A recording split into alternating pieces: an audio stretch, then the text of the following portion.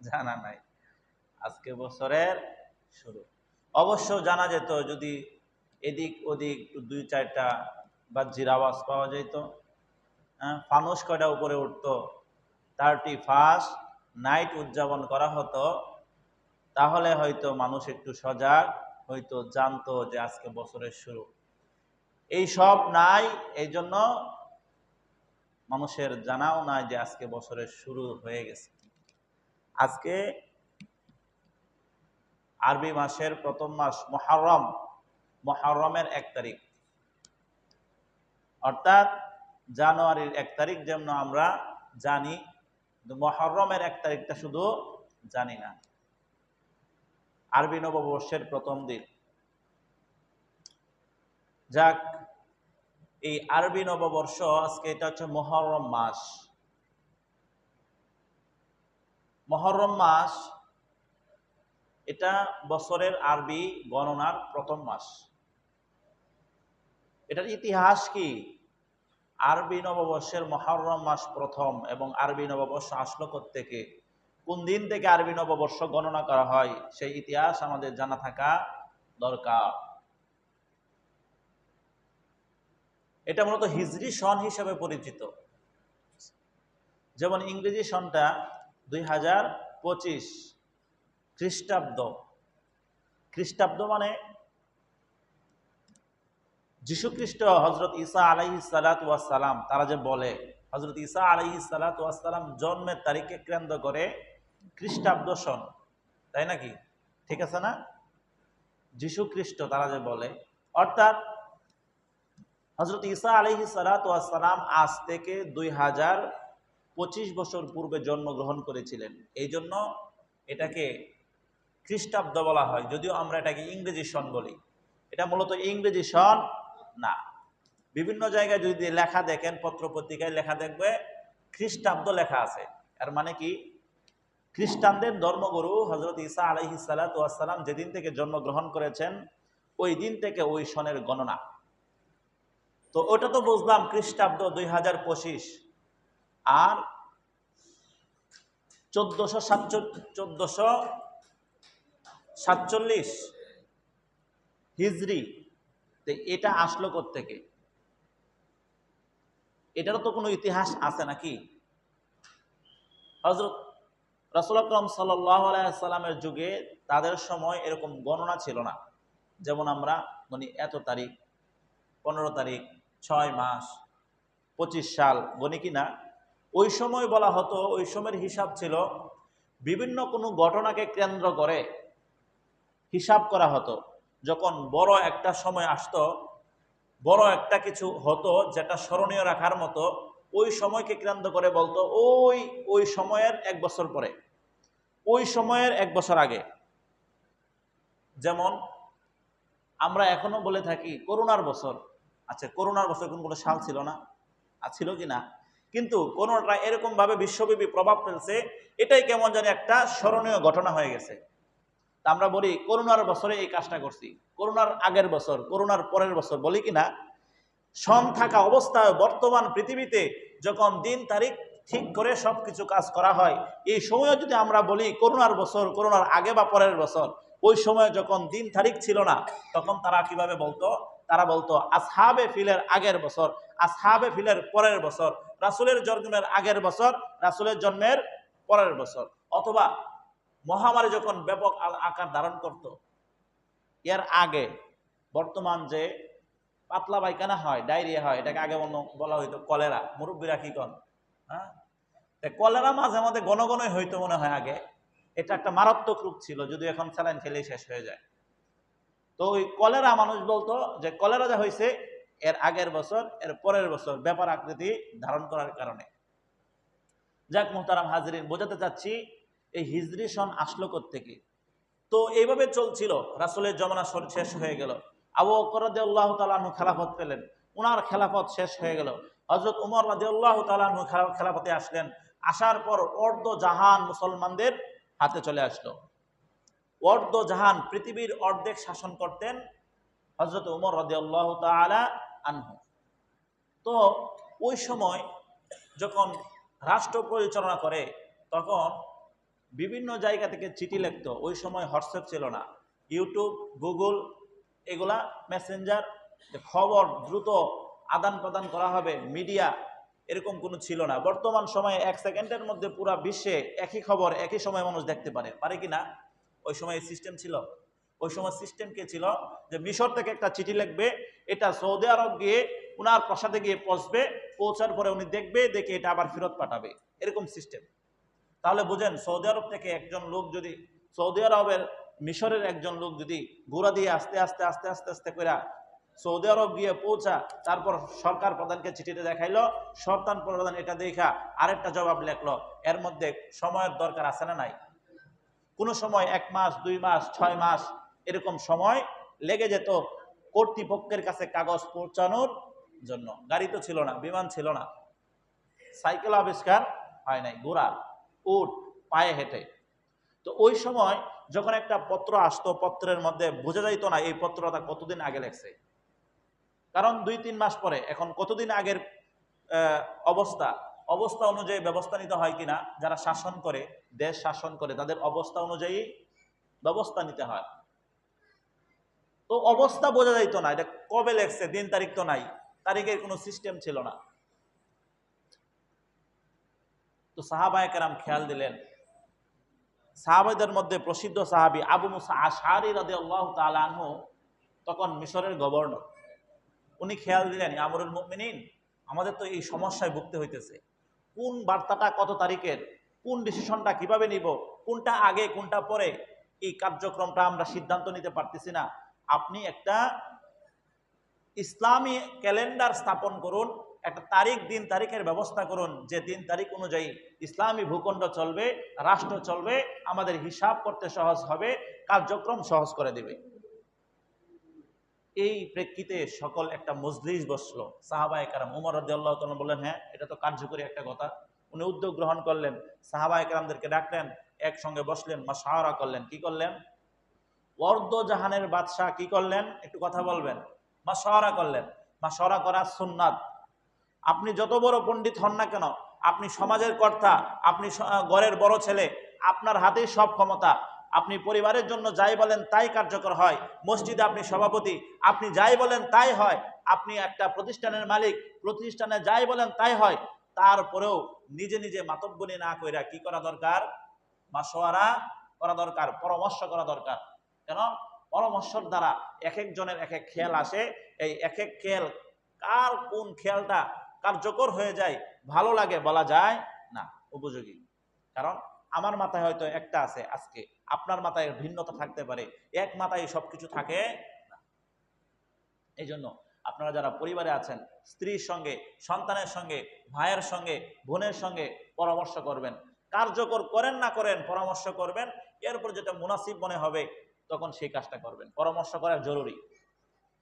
তো বলতেছিলাম, অর্ধজাহানের বাদশাহ, উনি চাইলেই যদি বলতো এটা হয়ে যেত, উনি করেন নাই। পরামর্শ, সাহাবীদেরকে নিয়ে পরামর্শ, তোমরা নবী সাহাবীরা তোমাকে আমাকে পরামর্শ দাও, এই যে আমাদের সমস্যাটা হচ্ছে, একটা ক্যালেন্ডার করব, একটা সন ঠিক করব, একটা নির্দিষ্ট তারিখের মধ্যে নিয়ে আসবো, এটা কখন থেকে শুরু করা যেতে পারে।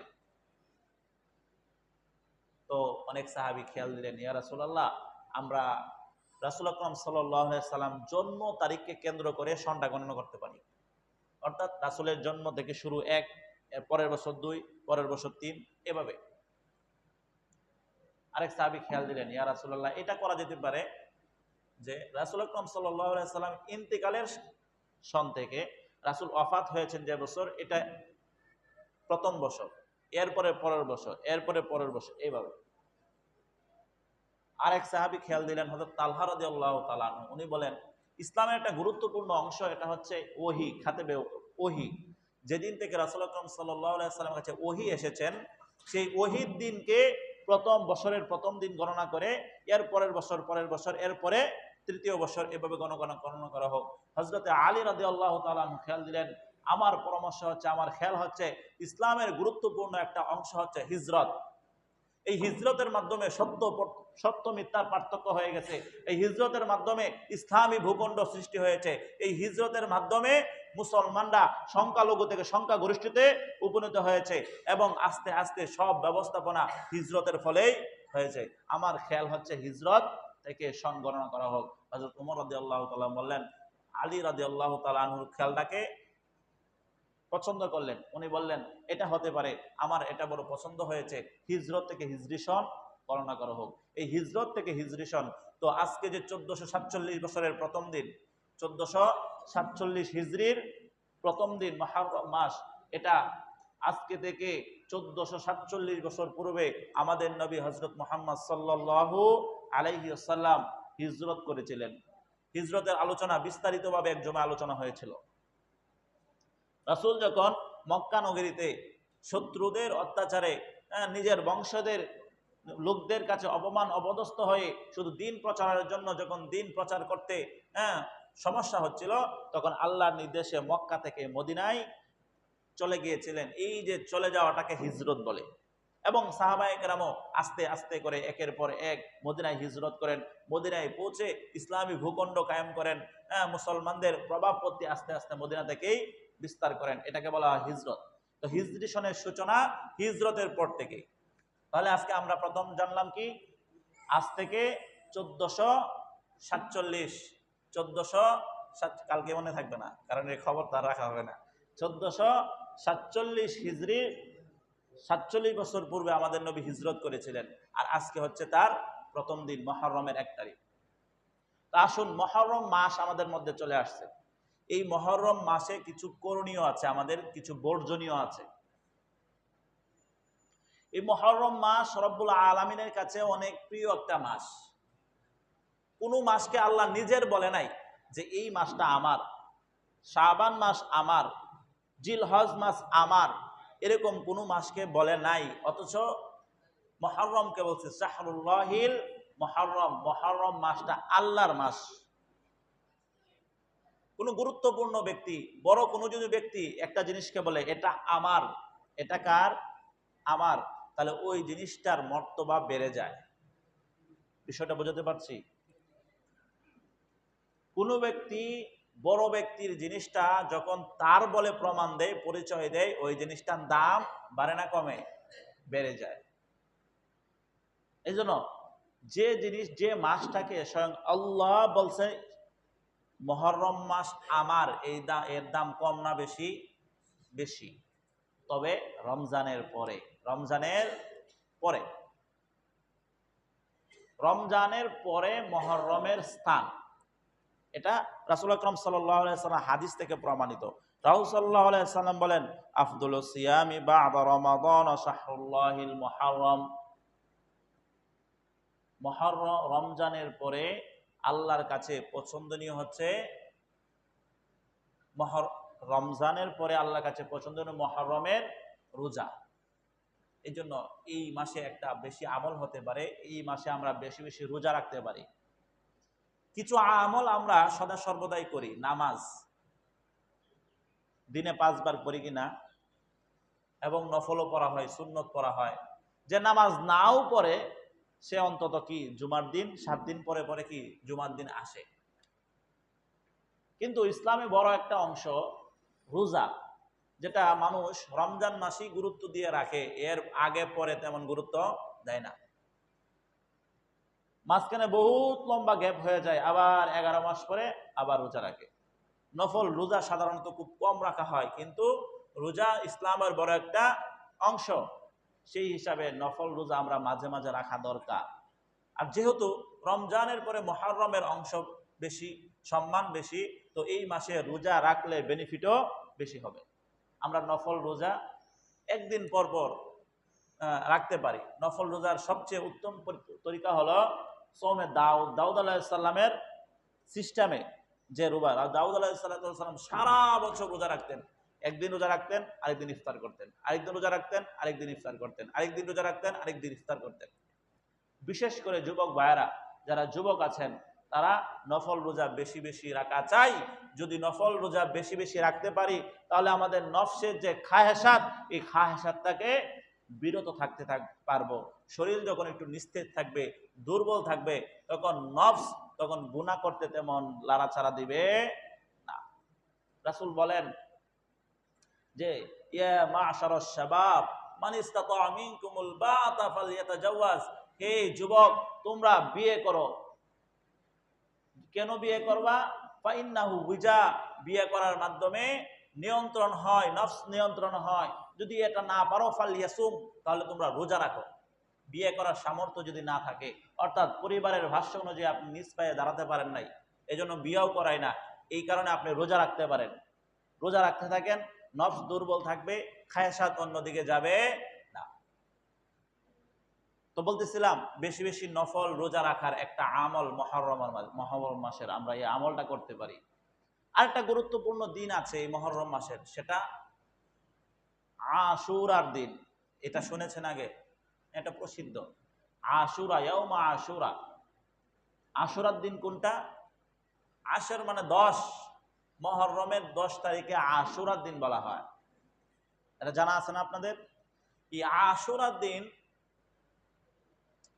একটা রোজা আছে, সেই রোজাটা আমাদের নবী সাল্লাল্লাহু আলাইহি সাল্লাম রাখতেন। কেন রাখতেন? আশুরার দিন রোজা কেন রাখতেন নবী?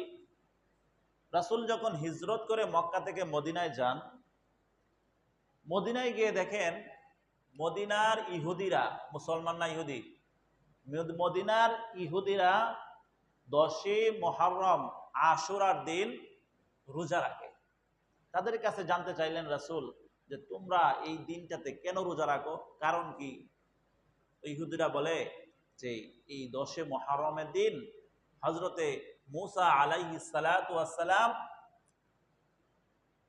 মুসা আলাইহিস সালাতু ওয়াস সালাম ফেরাউনের শত্রু বাহিনী থেকে মুক্তি পেয়েছিলেন। অর্থাৎ যখন মুসা আলাইহিস সালাতু ওয়াস সালামকে ধাওয়া দেওয়া হয়, তখন উনি বনি ইসরাইলের 12টি দল নিয়ে যখন নীল নদের পারে অভিমুখ করলেন, যেতে থাকলেন, যখন সামনে নদী পড়ে গেল, সামনে যেতে পারছিলেন না, আল্লাহ রাব্বুল আলামিনের কুদরতি ইশারায় রাস্তা হয়ে গেল। রাস্তা হওয়ার পর মুসা আলাইহিস সালাতু ওয়াস সালাম তার দলবল নিয়ে পার হয়ে গেলেন।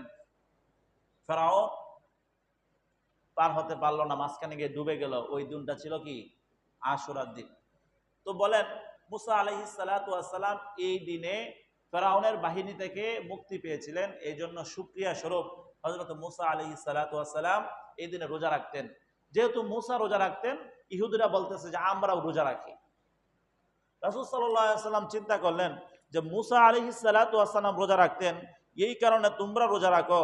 তাহলে শুনে রাখো, মুসা আলাইহিস সালাতু ওয়াস সালাম থেকে নাহনু আহাক্কু বি মুসা মিনহুম, যে মুসার ব্যাপারে তোমাদের থেকে আমরা বেশি হকদার। সকল নবী রাসূলের ব্যাপারে আমাদের বিশ্বাস আছে না নাই? সকল নবী রাসূল সত্য, কিতাবাদি সত্য, ওনাদের উপর যে কিতাব নাজিল হয়েছেন তা সত্য, আমরা বিশ্বাস করি। কোন কিতাব? যে কিতাব স্বয়ং আল্লাহ আসমান থেকে প্রেরণ করেছিলেন, যে অবস্থায় প্রেরণ করেছিলেন ওই বিকৃত অবস্থা ছাড়া ওই অবস্থার উপর আমরা বিশ্বাস রাখি কিনা?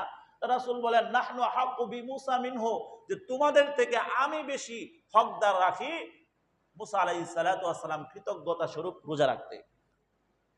রাসূল রোজা রাখতে শুরু করে দিলেন মুহররমের 10 তারিখ। রাসূল রোজা রেখেছেন একটা, কয়টা? 10 মুহররম রোজা রাখলেন। 10 মুহররম একটা রোজা রাখার পর ইহুদিদের মধ্যে কানাঘোষা শুরু হলো। তারা বিভিন্ন জায়গায় প্রচার করতে শুরু করলো যে নবী মুহাম্মদ আস্তে আস্তে আমাদের ইহুদি জাতির অনুসারী হয়ে যাচ্ছে। নাউজুবিল্লাহ বলেন। যে মুসা আলাইহিস সালাতু ওয়াস সালামকে রোজা রাখার কারণে ওই দিন ইহুদিরা রোজা রাখে। ইহুদিরা রোজা রাখার কারণে নবী বলেন যে আমরাও মুসা আলাইহিস সালাতু ওয়াস সালামের উপর হকদার বেশি, আমরাও রোজা রাখবো। রাসূল রোজা রাখলেন, সাহাবীদেরকে নির্দেশ দিলেন তোমরাও রোজা রাখো। রাখলেন কয়টা? একটা, 10 তারিখ। খেয়াল করবেন, 10 তারিখে রোজা রাখলেন। রাসূল 10 তারিখ রোজা রাখার কারণে ইহুদিরা প্রচারণা করলো কি? যে নবী মুহাম্মদ এবং তার অনুসারীরা আস্তে আস্তে আমাদের ইহুদি ধর্ম গ্রহণ করছেন। নাউজুবিল্লাহ। এই প্রচার যখন হলো, রাসূলের কাছে এই খবর আসলো যে আল্লাহ রাসূল, এই গুজব তো তারা রটনা করতেছে, আমরা নাকি আস্তে আস্তে ইহুদি ধর্ম গ্রহণ করব। তাই রাসূল নির্দেশ দিলেন তাহলে তোমরা তাদের বিরোধিতা করো। কিভাবে? আমি যদি, রাসূল বলেন, আমি যদি পরবর্তী বছর জীবিত থাকি, হায়াত লাভ করি, তাহলে আমি এর আগের দিনও রোজা রাখবো, অর্থাৎ মুহররমের 9 তারিখ রোজা রাখবো, 10 তারিখ রোজা রাখবো, 2টা রোজা রাখবো, যেন তাদের সাথে বিরোধিতা হয়, মুখালেফ হয়, তো রাসূল আকরাম সাল্লাল্লাহু আলাইহি সাল্লাম বললেন আমি যদি জীবিত থাকি। এই জায়গায় ইঙ্গিত হচ্ছে রাসূল পরের বছর আর থাকবেন না।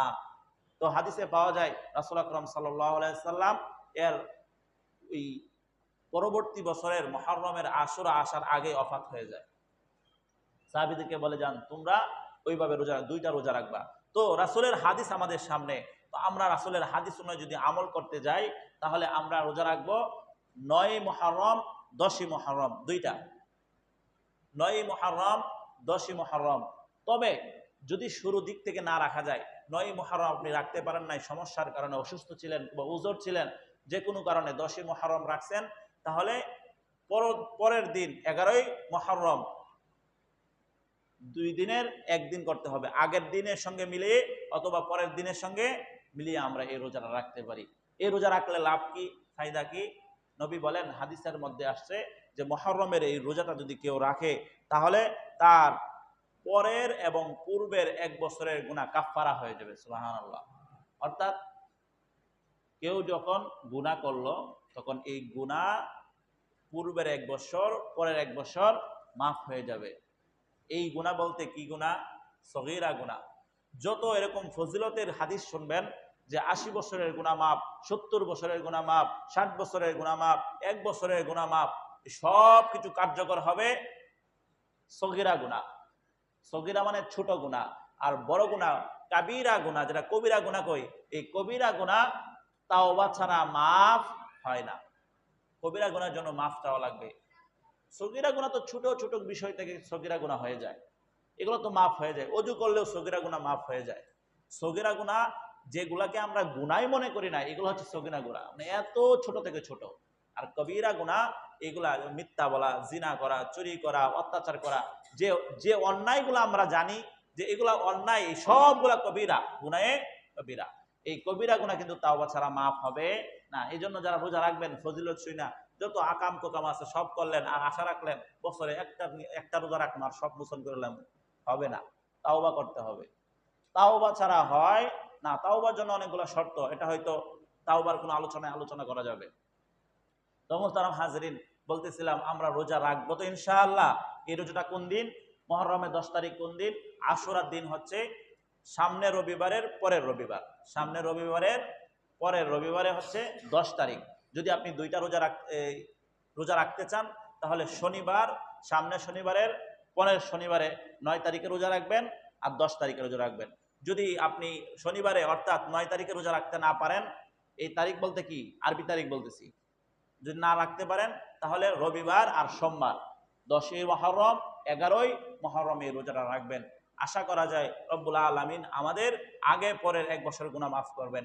এই হাদিস থেকে আরেকটা ইঙ্গিত পাওয়া যায়, কেউ যদি এই রোজা রাখে তাহলে কেমন জানি সে 1 বছর হায়াত লাভ করবে। কারণ বলা হয়েছে আপনার পরের 1 বছরের গুনাহ মাফ হবে।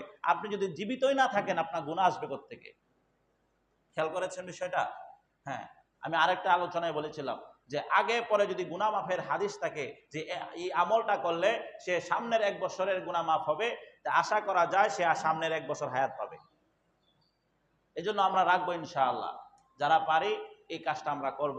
তবে আশুরা মানে আমাদের যারা মোটামুটি আশুরা শব্দের সঙ্গে পরিচিত তাদের কানে এই আওয়াজটা আসলেই আরেকটা জিনিস চলে আসে, হাসান হুসাইন, হাই হুসাইন। এটা কারবালার ইতিহাস আমাদের সামনে চলে আসে কিনা। হ্যাঁ, তবে এটা মনে রাখেন আজকে সময় কম, আগামী জুমা ইনশাআল্লাহ কারবালার ইতিহাস নিয়ে আলোচনা করা হবে। এটা মনে রাখেন, আশুরা মানেই কারবালা নয়, আশুরা মানেই কারবালা নয়। আর কারবালা কারণে আমরা অনুতপ্ত, আমরা মর্মাহত, নবীজির নাতি ইন্তেকাল হয়েছে এই জন্য আমরা ব্যতীত। কিন্তু মুহররম 10 তারিখ মানে কারবালা নয়। যদি মুহররমে 10 তারিখ মানে কারবালা হতো, বলেন রাসূল আকরাম সাল্লাল্লাহু আলাইহি সাল্লাম আশুরার সময় রোজা রাখতে বলেছেন, রাসূল থাকতে না রাসূলের ইন্তেকালের পর? রাসূলের ইন্তেকালের আগেই উনি রোজা রেখেছেন এবং আশুরা রোজা রাখতে বলেছেন। কেন? মুসা আলাইহিস সালাতু ওয়াস সালাম মুক্তি পেয়েছেন এবং আনুষঙ্গিক অনেক ঘটনা আশুরার দিন ঘটেছেন। তাহলে রাসূল মর্যাদা দিয়েছেন হুসাইন রাদিয়াল্লাহু তাআলা আনহুর ইন্তেকালের আগে না পরে? আগে। তাহলে হযরত হুসাইন রাদিয়াল্লাহু তাআলা ইন্তেকাল হয়েছেন 61 হিজরিতে। রাসূলের হিজরতের ৬১তম বছরে গিয়ে হযরত হুসাইন রাদিয়াল্লাহু তাআলা আনহু হচ্ছেন অর্থাৎ কারবালার ঘটনা ঘটেছেন। তাহলে আমরা এটাও জানতে পারলাম কারবালা মানেই আশুরা নয়, আশুরা মানেই কারবালা নয়। তবে কারবালার ইতিহাস কি, এই জায়গায় কার দোষ কার দোষ